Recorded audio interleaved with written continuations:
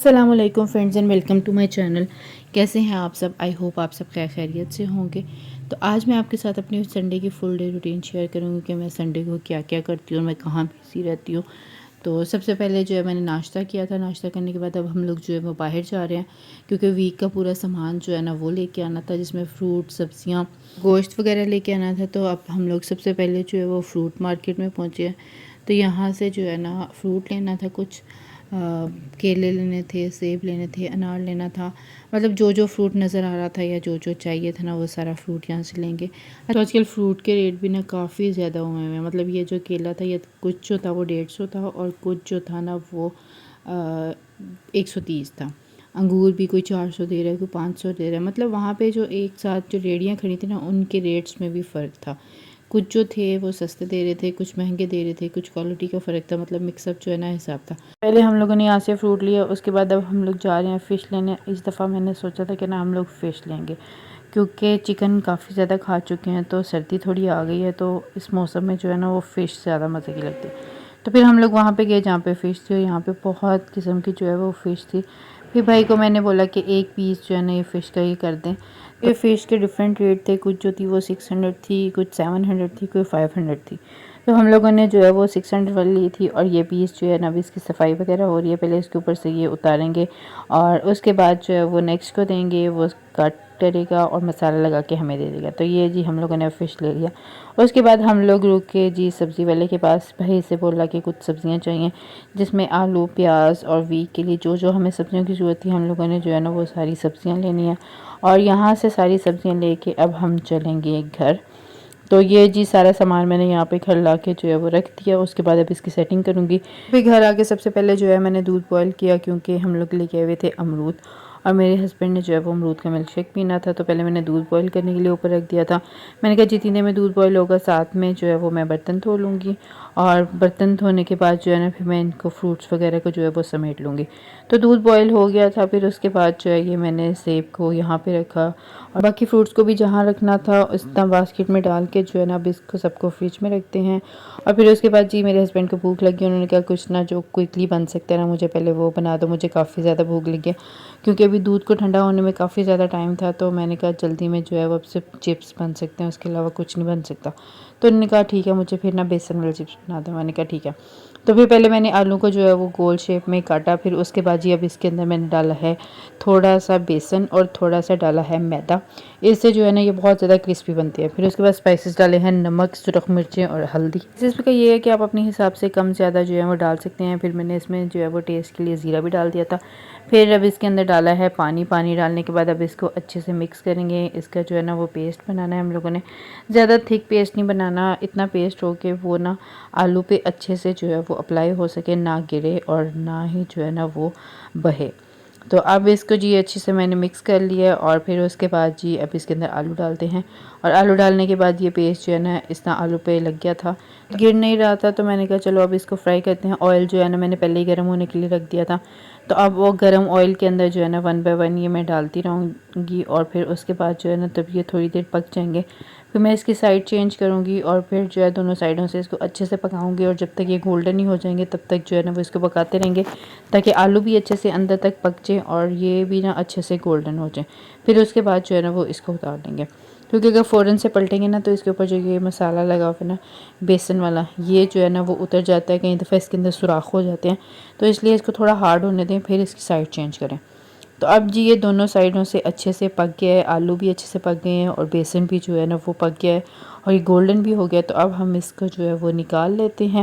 मैंने एक छन्नी ली है, अब छन्नी के अंदर जो है ना वो इसको डाल लेते हैं इस तरह। और अब इसका जो है वो ऑयल थोड़ा सा निकलता जाएगा और फिर उसके बाद जो है मैं अपने हस्बैंड को दूँगी। तो ये मैंने इनको दे दिया। तो मैंने कहा साथ में केचप लेके आऊँ, उन्होंने कहा नहीं नहीं केचप नहीं लेके आनी। मैंने कहा चलें ठीक है। फिर उसके बाद जी मैं अपने प्लेन बना रही थी। प्लेन बनाते बनाते जो है वो गरम ऑयल और चिप्स जो है ना ये सारे ज़मीन पे गिर के और बड़ी मुश्किल से मैं स्लिप होते होते बची। मैंने कहा चलो शुक्र है कोई सदका दिया हुआ काम आ गया और मेरे ऊपर ऑयल नहीं गिरा और मैं स्लिप भी नहीं हुई। फिर उसके बाद जी मैंने सोचा कि हम जो मछली लेके आए थे ना मछली को धोते हैं। तो मछली लेते वक्त ना इस दफ़ा मेरे साथ हाथ हो गया। वो भाई जो जिससे मैंने मछली ली थी ना, मैंने अपने हस्बैंड को बोला था इस दफ़ा ना मैं लूँगी, आप ना जाना। उन्होंने कहा ठीक है। अच्छा, जिसे मैंने ली थी ना उसने मुझे ना पुरानी मछली दे दी। मतलब जो फ्रेश वाली होती है वो रेड होती है और जो दूसरी वाली होती है ना वो वाइट हो गई होती है। इस दफ़ा उसने मुझे वाइट दे दी और मैंने हालांकि देखा था, सारा चेक किया था, लेकिन पता नहीं मुझे समझ नहीं आई किस वक्त उन्होंने इस तरह कर दिया और मुझे ये वाइट वाली पकड़ा दी, जिसकी वजह से मेरी बहुत सारी इंसल्ट की मेरे हस्बैंड ने और बहुत सारी तारीफ़ें की मेरी। मतलब मैं वर्ड में जो है वो बयान ही नहीं कर सकती। फिर मैंने कहा चलो यार कुछ नहीं होता, खैर है, गलती भी तो मेरी थी, मैंने उन पर नज़र क्यों नहीं रखी।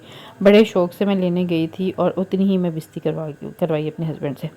फिर उसके बाद जी मैंने इसको पहले साफ़ पानी से धोया। साफ़ पानी से धोने के बाद जो है ना फिर मैंने इसके ऊपर डाला है आटा डाला है गंदम का, क्योंकि इसके साथ ना स्मेल नहीं आती, वरना जो है ना मछली अक्सर फ्राई करें ना तो उसमें स्मेल रह जाती है। अगर आटा डाल देना तो फिर ये है कि उसमें स्मेल नहीं रहती और इस तरह जी ये अच्छी और मज़े की टेस्टी बन जाती है। आधे घंटे के बाद जी अब इसको साफ़ पानी से अच्छे से धो लेते हैं, सही रगड़ के, ताकि आटा जो है ना वो सारा मछली से उतर जाए और इसकी स्मेल भी ख़त्म हो जाएगी। फिर मैंने सोचा कि कुछ पीस जो है ना वो फ्राई कर लेते हैं।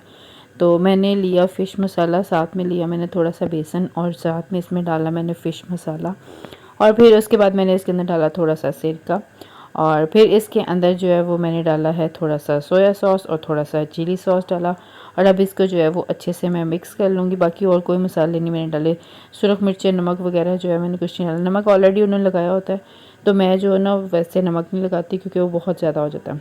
तो अब इसको अच्छे से मिक्स कर लिया तो ये एक थिक सा पेस्ट बन गया। तो जब ये पेस्ट थिक बन गया था फिर अब इसको जो है फ़िश पे अप्लाई करते हैं दोनों साइडों पे अच्छे से, ताकि जो है ना इसका मसाला जो है वो सही से लग जाए। और फिर हम इसको जो है तकरीबन 1 से 2 घंटे के लिए जो फ्रिज में रख देंगे मैरिनेट के लिए। आप जितनी ज़्यादा देर के लिए रखेंगे ना उतना ज़्यादा मज़े का, उतना ज़्यादा टेस्टी बनता है।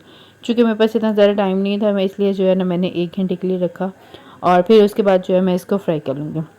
तो फिर इन सब पे जो है वो अच्छे से फ़िश का मसाला लग गया था, तो मैंने कहा अब इसको लगा के ना फिर मैं नमाज़ पढ़ती हूँ और फिर उसके बाद जी घंटा जब हो जाएगा तो फिर मैं इसको जो है वो फ्राई कर लूँगी और खाने के साथ जो है ना वो सर्व करूँगी।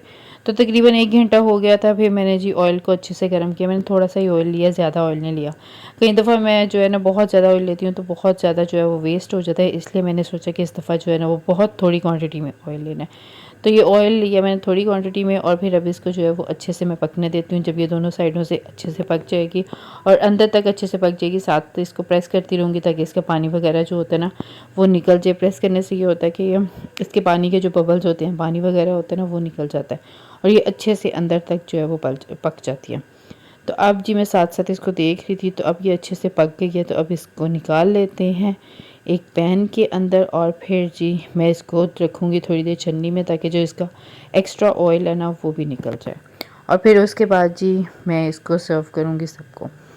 तो अभी मैंने इसको साइड पे रख दिया और फिर साथ में अब बना रही हूँ मैं रोटियों के लिए, एक मेरे हस्बैंड की है और एक मेरी अम्मी की। मैंने 3 पेड़े ले लिए हैं, अब इनको बेलते हैं। जब मेरी शादी हुई थी ना तो मुझे रोटी बनाना बिल्कुल भी पसंद नहीं था, मुझे ना ये काम ज़हर लगता था और मैं यही कि ट्राई करती थी कि मेरी कोई ना कोई नंद मुझे बना दे रोटी या ऐसा वैसा मैं ट्राई करती थी। फिर जब मैं अपने हस्बैंड के साथ सेपरेट रहने लगी तो फिर तो मेरा ये वाला सीन भी ख़त्म हो गया कि मेरी कोई नंद मुझे बना देगी या मैं इस तरह टरका लूँगी। फिर ये है कि फिर मैं ख़ुद से बनाती थी।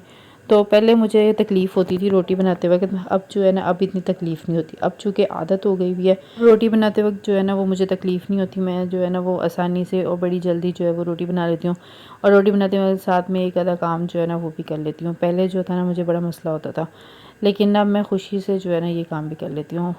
और फिर उसके बाद जी रोटी वगैरह बन गई थी। फिर उसके बाद ये सालन पड़ा हुआ था पुराना आलू गोश्त का। फिर उसके बाद जी ये फ़िश थी। तो अब जी हम करते हैं डिनर, मैं भी और मेरे हस्बैंड भी और अम्मी भी।